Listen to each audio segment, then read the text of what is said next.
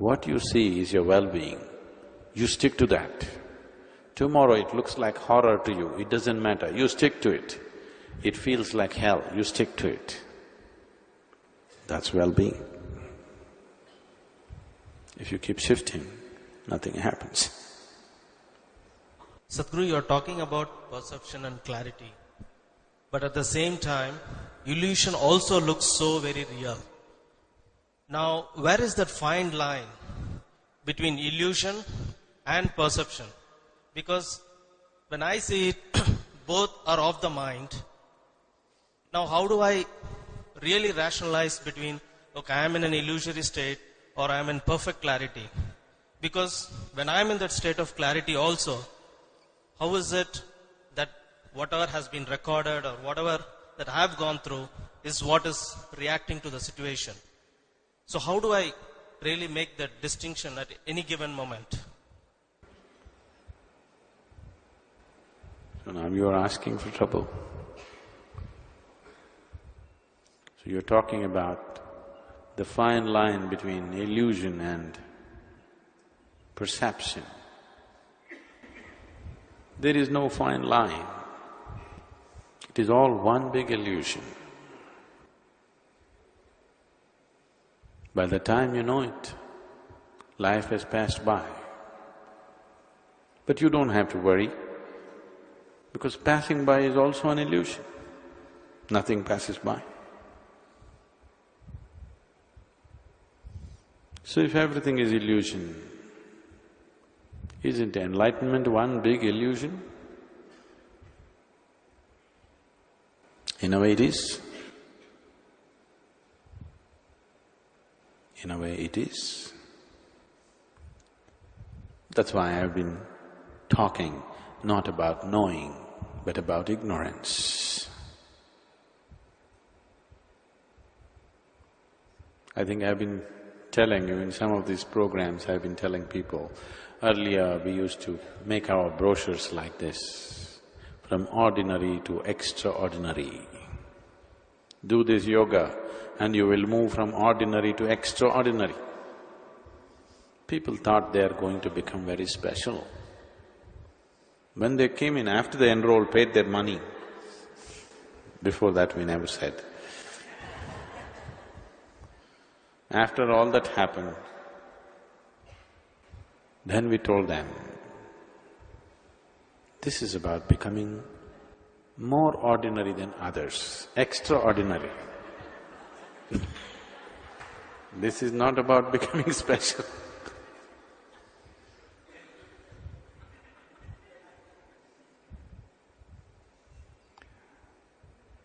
The enlightened club, the club of the enlightened ones, is a place where there is no such thing as illusion and perception, where everything is illusion. I have 24 fingers, can you see? Why? Can you see or no? No? What can I do? That's ignorance, lack of perception. This is lack of perception. You don't see my 24 fingers. You missed it. Now, you tell me, is number 10 a less of an illusion than number 1?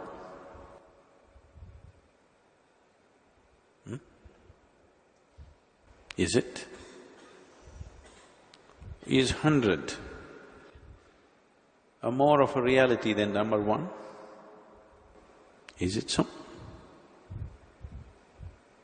Everything is made up, isn't it so? The only reality is 0. Rest is all made up. It's not incidental that 0 is discovered in India. Because this is the only place where people spend maximum amount of time, eyes closed. If you sit eyes closed, initially fantasies will go on, chattering will go on, gods will come, devils will come. If you simply sit, then you will see you are one big vacuum.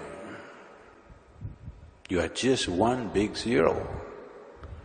This is the only culture where maximum number of people spend a huge amount of time with their eyes closed. So, if you perceive that you are an empty shell, would you call that perception? Or would you call that a realization of what an illusion you are? What would you call it?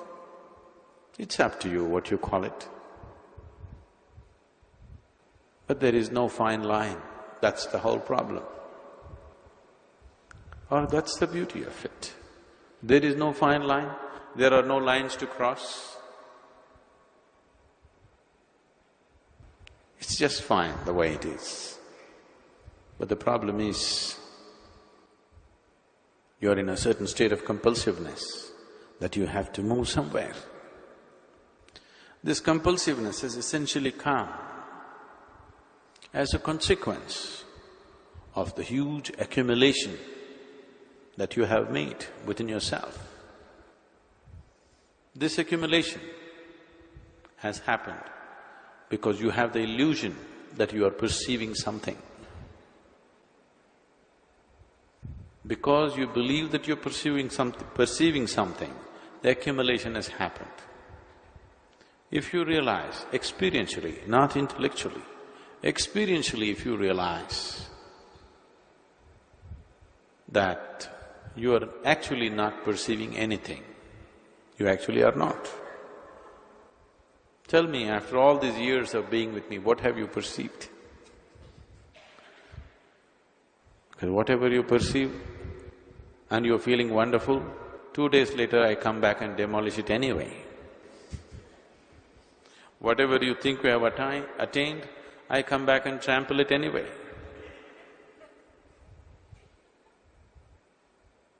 So what have you perceived in these many years? Slowly, you are beginning to make yourself comfortable in your ignorance. That's good. Because that's the only place you can be. And that's not some kind of damnation. That is the beauty and the mystery of life. If you become a total illusion. You are right now, but you don't know, you think you are something. Why? In so many ways we told this to you, in the Isha Yoga itself. We told you are nothing, but you said, I am a cobbler. I said, okay. Didn't we tell you you're nothing? In the introduction itself I told you that you're actually nothing. But then you said, no, I am a doctor, I am an engineer, I am this. I said, all right, let's play the game for some time. When we say you're a nothing, does it mean… can nothing be perceived or is it an illusion? Nothingness means non-existence. That means you're an illusion yourself. You are a make-believe happening. But when you say the illusion looks real, only illusion looks real. What else can? If you go to a cinema, don't you see people on the cinema screen, though they are only two-dimensional? All the great heroes that you have seen, and you may have joined the fan club, whether you are Rajinikanth club or Robert Redford club or whatever, all that you saw of them was just flat on the screen. They were not even three-dimensional, isn't it? Just a little bit of light playing, if you raised your hand a little bit, your hand would be there instead of his face. Isn't it so? Did you ever try that? Did you interrupt? You must do these things. If you raised your hand, the great hero's face would be gone and your hand would be there, isn't it? That's how fragile he was. But didn't he look larger than life? Don't you worship him today more than all the people around you who are flesh and blood? You only saw light and sound. But hasn't it become more real than the real? Isn't a cinema theater, what happens in the cinema, much more real than the reality of life? So illusion is always exaggerated. So it always definitely looks more real than the real. If you heard of Ramakrishna Paramahamsa. Ramakrishna became a devotee of Kali. For him, Kali was not a deity, Kali was a living reality. She danced in front of him, she ate from his own hands, she came when he called, and she left him dripping with ecstasy. This was real. It was actually happening. You could have tested him if you wanted chemically, he was all ecstasy.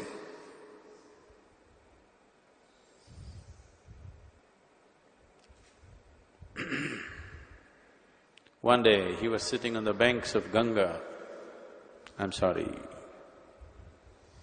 the Hooghly river,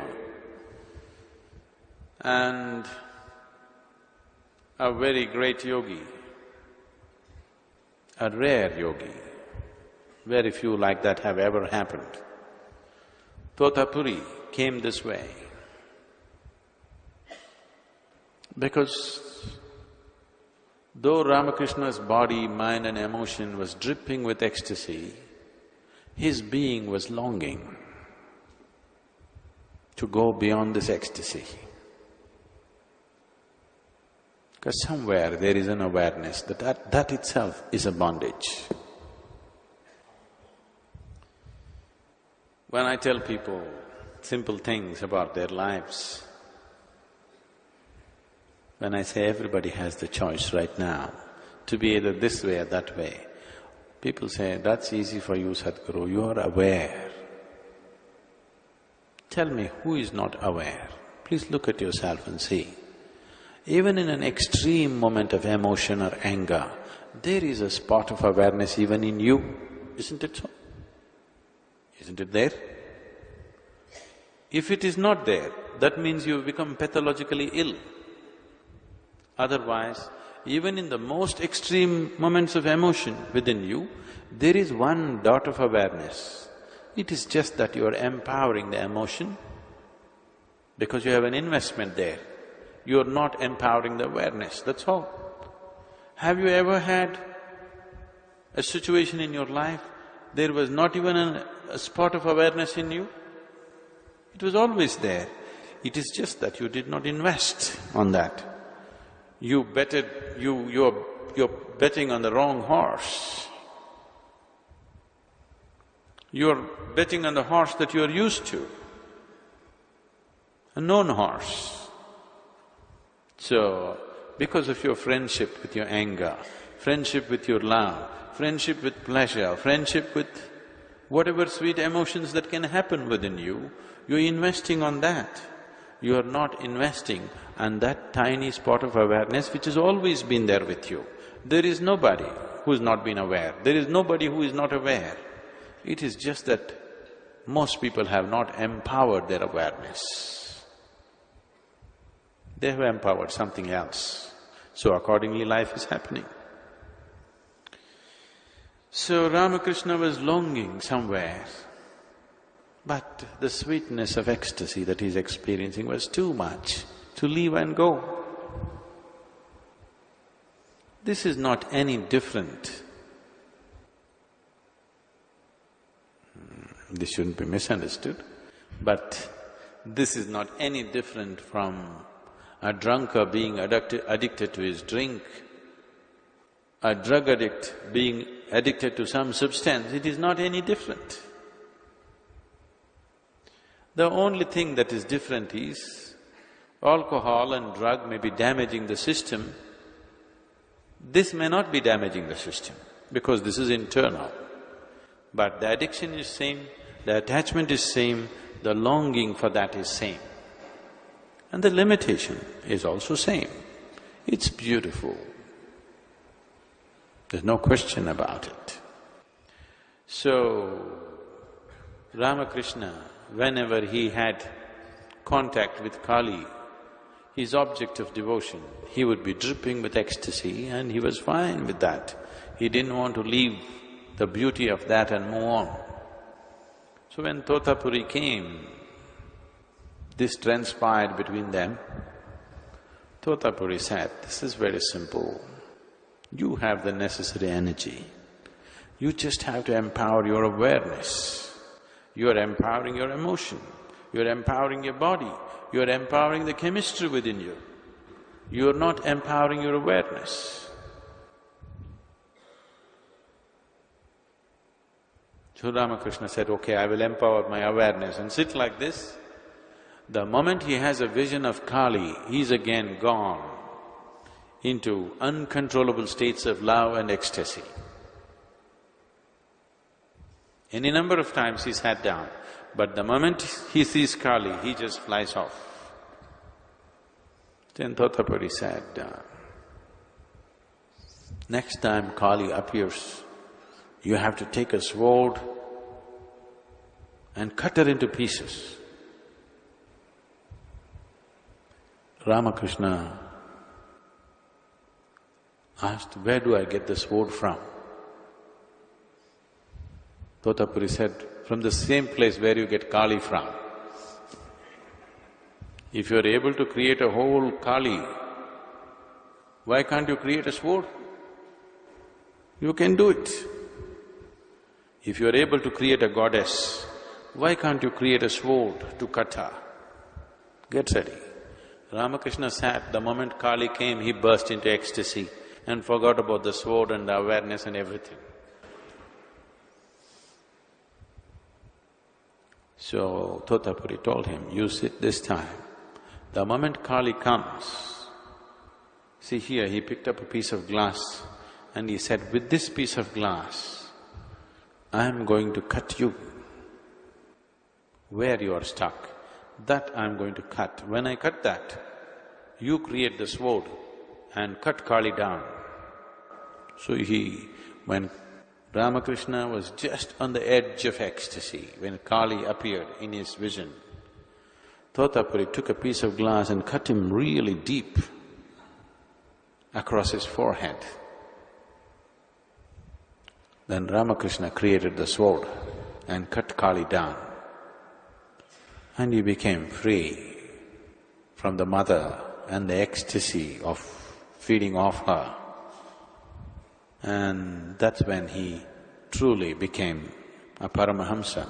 Till then, he was a lover, he was a devotee, he was a child to the mother goddess that he created.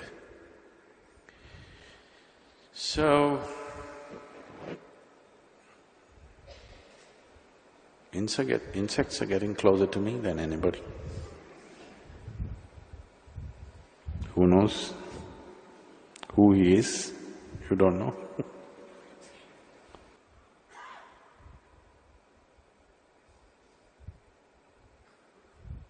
So this is not something that you go about making distinction between what is reality and what is illusion. You don't do that. Whatever is happening within you, it doesn't matter what's happening within you. You keep your steering wheel straight. As I've been telling you for the last some time now, You keep your direction straight. Whatever is happening within you, it doesn't matter.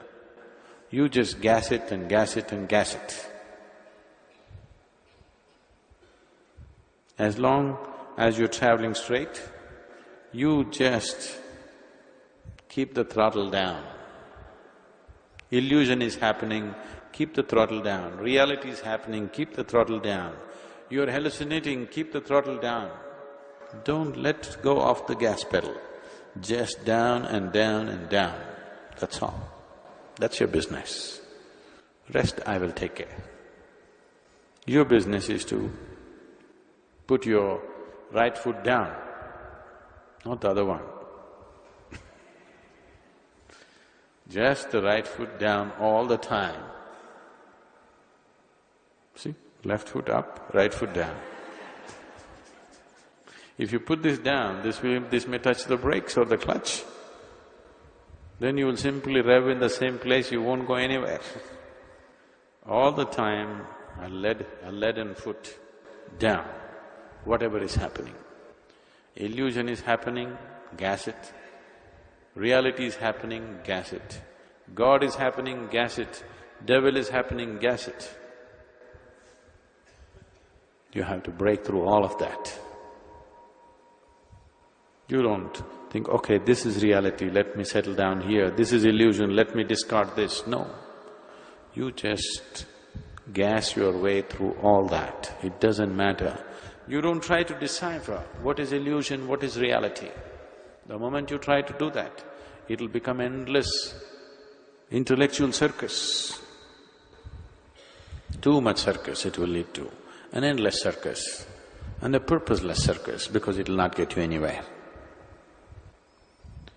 It will make you look smart among people, but existence will see you as stupid because it doesn't open its doors for you. It doesn't matter how smart you are with people, how smart you are in the society. This existence will not open its doors, it will open its doors only to the smartest. And the smartest is also the dumbest, really. So shall I be dumb? You can't be dumb, just say that. If you try to be dumb, you're trying to be smart, isn't it? Do you see this? Do you see you can't try to be stupid? If you're acting stupid, that means you're trying to be smart, isn't it so? You're being super smart. So you can't do that. That's why I say, always, whatever is happening, see that you're stupid, because you can't do that. You can't do nothingness, isn't it? You can do something, you cannot do nothingness. You can be a somebody, but you cannot be a nobody. I am a nobody is a great assertion of your somebodyness, isn't it? You can't do it. When you're tired and simply sit quietly, it happens.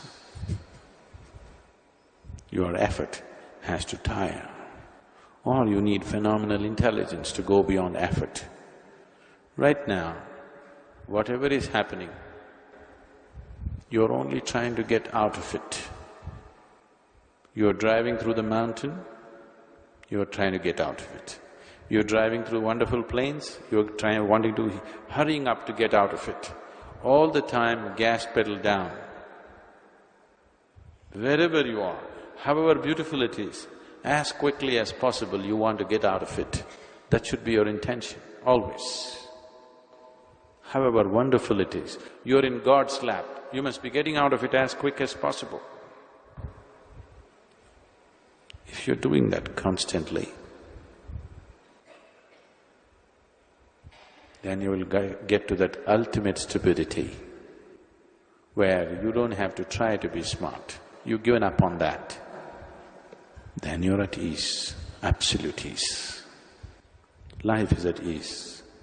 When this life comes to absolute ease, when the whole existence is wide open, no door is closed, everything is open. Just everything. Creation and creator is accessible to you simply because this has come to ease, total ease.